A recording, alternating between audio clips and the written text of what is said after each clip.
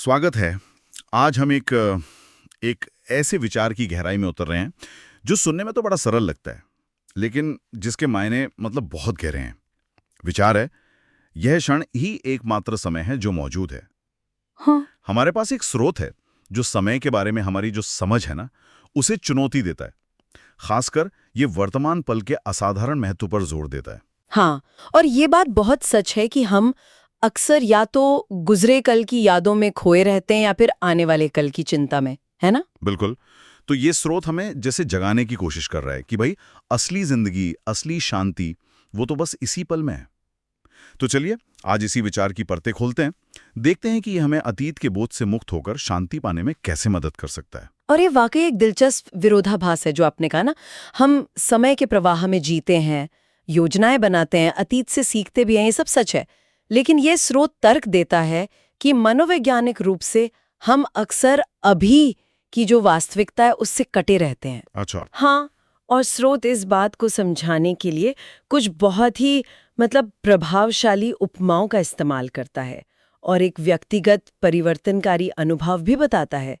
तो ये सिर्फ एक फिलॉसफिकल बहस नहीं है, ये समझने की कोशिश है कि हम अपनी आंतरिक शांति कैसे पा सकते हैं। स्रोत की शुरुआत ही एक बहुत प्यारे उदाहरण से होती है। छोटे बच्चे, शिशु, हाँ, वे पूरी तरह से अभी में जीते हैं। है ना? उनके लिए सब कुछ नया है। वे हर चीज से जुड़े हुए महसूस करते हैं। स्रोत कहता है कि उनमें एक स्वाभाविक मासूमियत होती है, प्रेम होता है, क्षमा करने का भाव होता है। वे दुनिया को हमारी तरह टुकड़ों में नहीं देखते, अतीत, वर्तमान, भविष्य। ऐसा लगता है जैसे वो हर चीज को एक संपूर्ण इकाई के रूप में अनुभव करते हैं। हाँ, और ये हमारी वयस्क दुनिया की सोच के बिल्कुल विपरीत है। हम बड़े होते ही ये रैखिक समय की जो धारणा है ना, एक सीधी रेखा जिस पर अतीत पीछे, वर्तमान यहाँ और भविष्य आगे, उसे बिना सवाल की अपना लेते हैं। हाँ, मान लेते हैं बस। हाँ, स्रोत इशारा करता है कि ये काफी हद तक सामाजिक कंडीशनिंग का नतीजा है। हमें सिखाया जाता है कि भाई अतीत के अनुभवों से सीखना जरूरी है ताकि हम भविष्य की योजना बना सके। तो इसमें तो कोई बुराई नहीं लगती वैसे। नहीं, इसमें अपने आप में कोई बुराई नहीं है, लेकिन स्रोत के अनुसार समस्या तब शुरू होती है जब हम अतीत के खासकर नकारात्मक अनुभवों को भविष्य पर थोपने लगते हैं। अच्छा, मतलब जैसे कि हम अतीत की गलतियों या दुखों को देखकर ये मान लेते हैं कि भविष्य भी वैसा ही डरावना या मुश्किल होगा। हाँ, बिल्कुल। अगर अतीत में कुछ बुरा हुआ तो हम अनजाने में भविष्य में भी उसी की उम्मीद करने लगते हैं। बिल्कुल। स्रोत इसे और गहराई से समझाता है। ये कहता है कि जब हम अपने अतीत के अपराध बोध या शिकायतें या डर को पकड़ कर रखते हैं, उनमें भावनात्मक रूप से निवेश करते हैं, तो हम अनजाने में ही एक वैसे ही भविष्य की भविष्यवाणी कर रहे होते हैं। अरे बाप रे। हाँ, ये एक दुष्चक्र बन जाता है। अतीत का डर भविष्य के डर को जन्म देता है और फिर भविष्य अतीत की पुनरावृत्ति जैसा लगने लगता है। स्रोत इसे पुरातत्वीय कचरा कहता है, आर्कियोलॉजिकल गार्बेज। पुरातत्वीय कचरा, ये शब्द ही कितना वजनदार लगता है। हाँ, अतीत का वो मलबा जिसे हम ढोते रहते हैं। तो पहला मुख्य विचार जो यहाँ उभर रहा है वो ये है कि रेखीय समय की हमारी धारणा, खासकर जब वो नकारात्मक अतीत पर आधारित हो, हमें एक तरह के मानसिक जाल में फंसा सकती है। हम अनजाने में ही अपने भविष्य को सीमित कर देते हैं। सही कहा। और स्रोत ये भी बताता है कि इस सोच का परिणाम क्या होता है। जब हम मानते हैं कि वो डरावना अतीत ही असली था और वही भविष्य में दोहराया जाएगा, तो हम कमजोर महसूस करते हैं। हम ये भूल जाते हैं कि स्रोत के अनुसार हमारी असली पहचान प्रेम है, और वो प्रेम, वो शक्ति केवल इसी क्षण में उपलब्ध है। हाँ, एक महत्वपूर्ण बात है, हमारी अपेक्षाएं हमारी वास्तविकता को आकार दे सकती हैं। मतलब अगर हम लगातार नकारात्मकता की उम्मीद कर रहे हैं तो हम शायद अनजाने में उसी को अपनी ओर खींच रहे हैं, या कम से कम वर्तमान क्षण की अच्छाई को देखने से चूक रहे हैं। निश्चित रूप से। और यही हमें स्रोत के केंद्रीय संदेश पर लाता है, जो इसे एक समाधान के रूप में प्रस्तुत करता है। ये क्षण ही एकमात्र समय है जो मौजूद है। ये बहुत शक्तिशाली कथन है। हाँ, स्रोत तर्क देता है कि अतीत के उस कचरे को पकड़े रहने से हमें वो कभी नहीं मिलेगा जो हम वास्तव में चाहते हैं, खुशी, शांति। लेकिन सवाल यह है कि इस कचरे को छोड़ें कैसे। ये कहना आसान है पर करना मुश्किल लगता है। क्या स्रोत इसका कोई रास्ता बताता है? हाँ, स्रोत एक बहुत ही व्यवहारिक मनोवैज्ञानिक दृष्टिकोण सुझाता है। वो कहता है कि हम इस कचरे को तभी छोड़ पाएंगे जब हम ये गहराई से महसूस कर लें कि इसे पकड़े रहने में कोई मूल्य नहीं है। अच्छा, कोई फायदा नहीं? हाँ, जब हम ये समझ आ जाता है कि अतीत को दोहराने या उस पर पछतावा करने से हमें खुशी नहीं मिल रही, बल्कि ये वर्तमान में प्रेम और क्षमा करने में बाधा बन रहा है, तब हम इसे छोड़ने के लिए तैयार होते हैं। ये पहचानना कि अतीत को पकड़े रहना व्यर्थ है, अपने आप में एक मुक्तिदायक कदम है। तो ये इच्छा शक्ति से ज्यादा समझ का मामला है। ये समझना कि अतीत को पकड़े रहने का कोई फायदा नहीं बल्कि नुकसान ही है। बिल्कुल। और जैसे ही ये समझ आती है, वर्तमान में पूरी तरह से जीने, प्रेम करने और माफ करने का रास्ता खुल जाता है। बिल्कुल। और यहाँ एक और गहरा विचार सामने आता है। स्रोत कहता है कि जब हम इस क्षण की शक्ति को पहचान लेते हैं, तो ये क्षण सिर्फ एक क्षण नहीं रहता, ये अनंत काल यानी इटर्निटी का द्वार बन सकता है। अनंत काल। हाँ, भविष्य तब डरावनी संभावनाओं का क्षेत्र नहीं रहता, बल्कि इसी शांतिपूर्ण वर्तमान का एक सहज विस्तार बन जाता है। शांति कहीं और नहीं, किसी बीते हुए कल या आने वाले कल में नहीं, बल्कि सिर्फ और सिर्फ अभी में पाई जा सकती है। ये तो वाकई सोचने का एक बिल्कुल नया नजरिया है। भविष्य कोई अलग अनिश्चित चीज नहीं, बल्कि इसी पल की शांति का फैलाव। इसका मतलब है कि अगर हम अभी शांति में हैं, तो भविष्य भी शांतिपूर्ण होगा। क्या ऐसा है? स्रोत का तर्क यही है। वो स्पष्ट कहता है कि अतीत और भविष्य में हमारी जो व्यस्तता है, वो वर्तमान शांति के किसी भी प्रयास को विफल कर देती है। अतीत बीत गया, भविष्य अभी आया नहीं, एकमात्र वास्तविक बिंदु यह क्षण है। इसीलिए स्रोत में लेखक एक संकल्प भी व्यक्त करता है, मैं आज अतीत या भविष्य की कल्पनाओं के बिना जीने के लिए दृढ़ संकल्पित हूँ। मैं खुद को याद दिलाऊंगा, ये क्षण ही एकमात्र समय है। ये एक तरह का मानसिक अभ्यास है, खुद को बार बार वर्तमान में वापस लाने का। ये संकल्प अपने आप में एक शक्तिशाली उपकरण लगता है, दिन भर में खुद को कई बार ये याद दिलाना कि यही क्षण असली है। लेकिन क्या ये सिर्फ एक सैद्धांतिक विचार है या इसका कोई व्यावहारिक प्रमाण भी है? क्या स्रोत कुछ उदाहरण देता है? हाँ, यहीं पर स्रोत और भी दिलचस्प हो जाता है।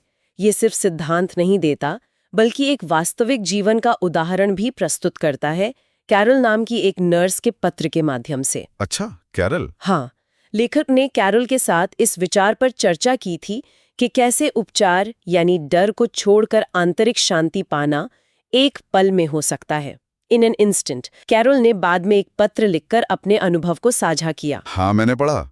वो एक सपने का वर्णन करती है ना, जहां वो एक बहुत ही बदसूरत, डरावने और विकृत दिखने वाले इंसान के साथ बैठी है। उसकी पहली प्रतिक्रिया होती है डर और भाग जाने की। ये तो काफी स्वाभाविक लगता है। हाँ, डर का सामना होने पर हमारी पहली प्रवृत्ति अक्सर बचाव या पलायन की ही होती है। लेकिन फिर कहानी में एक महत्वपूर्ण मोड़ आता है। कैरल भागती नहीं है। नहीं भागती। नहीं, वो खुद को शांत करती है, और जैसे ही वो शांत होती है, स्रोत के अनुसार उसे उन दोनों के बीच का वास्तविक संबंध दिखाई देता है। हाँ। और वो उस संबंध से प्रेम करती है। ये कैसे होता है? मतलब डर से प्रेम तक का ये बदलाव? स्रोत कहता है कि जैसे ही उसने अहंकार की व्याख्या के भ्रामक पहलू को मिटते देखा, एक तेज रोशनी ने उस दिव्यता और मासूमियत को प्रकट किया जिसे पहले किसी ने नहीं देखा था। ये अहंकार की व्याख्या क्या हो सकती है यहाँ? स्रोत यहाँ सीधे तौर पर व्याख्या नहीं करता, लेकिन संदर्भ से ऐसा लगता है कि अहंकार की व्याख्या का मतलब है डर और अलगाव पर आधारित हमारी सामान्य धारणा। अहंकार हमें दुनिया को मैं और दूसरे में बांटकर दिखाता है, अक्सर दूसरे में खतरा या कमी देखता है। तो सपने में वो विकृत आकृति शायद कैरल के अपने ही किसी अस्वीकृत हिस्से या डर के माध्यम से देखे गए स्वयं का प्रतीक हो सकती है। जब उसने डर के बजाय संबंध और एकता पर ध्यान केंद्रित किया, प्रेम को चुना, तो वो भ्रामक पर्दा हट गया और अंदर की दिव्यता प्रकट हुई। उपचार का क्षण यही था, एकता की पहचान। और फिर वो उस व्यक्ति को गले लगाती है, एक ऐसे प्रेम से जो उसने पहले कभी महसूस नहीं किया था, और वो व्यक्ति भी उस प्रेम को स्वीकार करता है। ये बहुत सुंदर चित्रण है। लेकिन सबसे चौंकाने वाली बात तो अंत में आती है जब उसे एहसास होता है कि ये व्यक्ति मैं ही थी। कि ये व्यक्ति मैं ही थी। हाँ, ये एक बहुत गहरा एहसास है कि वे दोनों एक थे, अलग नहीं थे। और उस एकता की पहचान में ही उसे प्रेम, सम्मान और क्षमा का वास्तविक अर्थ समझ आया।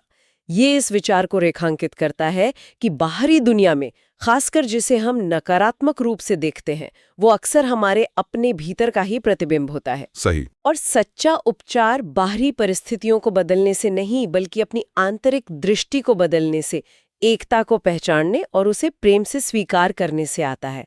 और ये सब इसी क्षण में संभव है। तो कैरोल की कहानी इस बात का एक शक्तिशाली उदाहरण बन जाती है कि कैसे चेतना में एक बदलाव, डर से प्रेम की ओर एक कदम, एक पल में ही उपचार ला सकता है। ये अतीत के बोझ को तुरंत गिराने जैसा है। बिल्कुल, और इसीलिए लेखक ने इस पत्र को साझा किया। स्रोत कहता है कि उपहार साझा किए जाने चाहिए। ये पत्र उन लोगों के लिए एक अनुस्मारक और प्रेरणा का काम कर सकता है जो अपने अतीत के कचरे से जूझ रहे हैं, खुद को या दूसरों को माफ करने में कठिनाई महसूस कर रहे हैं। ये फिर से उसी मुख्य संदेश पर जोर देता है, यह क्षण ही एकमात्र समय है। तो इस पूरी चर्चा का सार क्या निकलता है? हमने देखा कि रैखिक समय की धारणा कैसे हमें फंसा सकती है, कैसे अतीत का डर भविष्य को रंग देता है। हमने ये भी समझा कि स्रोत के अनुसार असली शक्ति और शांति केवल वर्तमान क्षण में है। और कैरोल की कहानी ने दिखाया कि आंतरिक बदलाव एक पल में संभव है, जब हम डर के बजाय एकता और प्रेम को चुनते हैं। तो मुख्य बात यही लगती है कि अतीत के बोझ से मुक्ति और शांति पाने के लिए वर्तमान में जीना, पूरी तरह से जीना कितना जरूरी है। हाँ, और ये सिर्फ एक व्यक्तिगत आंतरिक अनुभव तक ही सीमित नहीं है। जरा सोचिए, अगर हम वाकई इस सिद्धांत को अपने जीवन में उतारें कि केवल यही क्षण वास्तविक है, तो ये हमारे रिश्तों को, हमारे काम करने के तरीके को, हमारे निर्णयों को कैसे प्रभावित करेगा? अच्छा, हाँ। अगर हम लगातार अतीत के पछतावे या भविष्य की चिंता को वर्तमान पर नहीं थोप रहे हैं, तो हम स्थितियों पर, लोगों पर शायद ज्यादा स्पष्टता और करुणा से प्रतिक्रिया दे पाएंगे। हम वास्तविक उस क्षण का अनुभव कर पाएंगे, ना कि अपनी पुरानी कहानियों या भविष्य के डर के फिल्टर से। ये सच है। हम शायद ज्यादा उपस्थित, ज्यादा खुले और ज्यादा ग्रहणशील हो जाएंगे।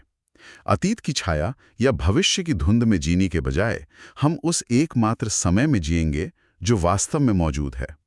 ये वाकई एक क्रांतिकारी विचार है अगर इसे गंभीरता से लिया जाए।